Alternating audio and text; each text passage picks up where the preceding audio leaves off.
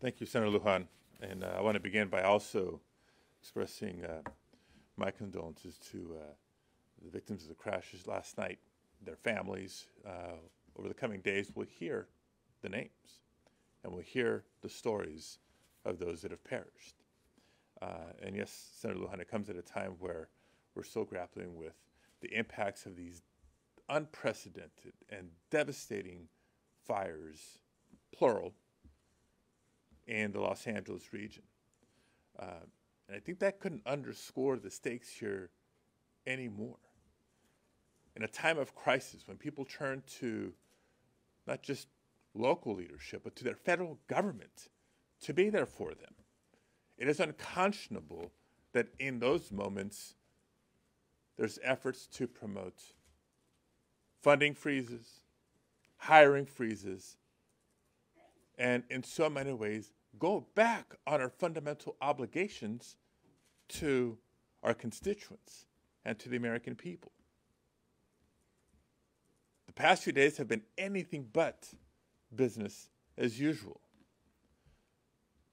I agree. This is an attempt at a one-man government shutdown brought to us by President Trump. An effort to block billions of dollars approved by Congress, directed by Congress, funds that would support families recovering from catastrophic wildfires, funds for law enforcement agencies that we rely on to keep our communities safe, funds to support nutrition programs for children and families that depend on us for their next meal. And you see a much longer list and just a very partial list here on the board. But it's because of that real-world impact that Americans from throughout the country, they knew immediately what was at stake, and so many of them jumped into action, speaking out, writing our offices, calling our offices to share their concerns, their questions, looking for guidance, looking for help. And it's in that context that our Republican colleagues have the audacity, the nerve, to move forward with President Trump's nominee to lead the very agency responsible for the chaos and the heartache. And not even with the courage to agree to Senator Merkley's request to do this in a committee hearing room where we can have this conversation and vote in public.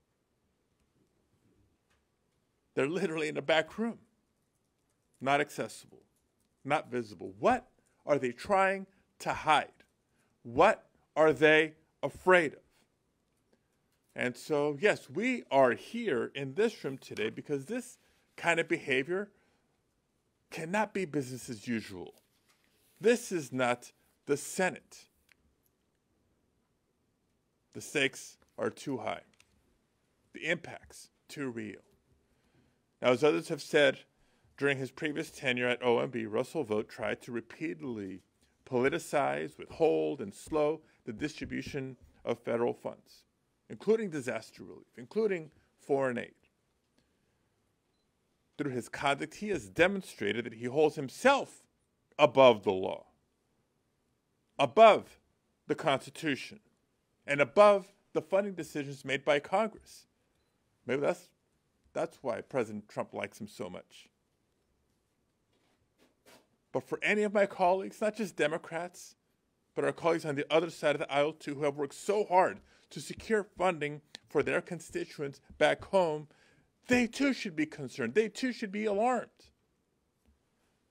Consider Mr. Vought's work from the first Trump administration, his role in crafting Project 2025, and his arrogance during the confirmation hearing last week. It's clear he is coming after Congress's constitutional authority, and he intends to repeat the events of this week over and over again if he's confirmed. And I'd say it's if because there is still time. To my Republican colleagues, there is still time. You have the power to stop this if you have the courage to do so. Don't give up that power to President Trump. Use that power for your constituents and for our country. Thank you. Thank you. I'll just note that Senator Kaine is pointing out that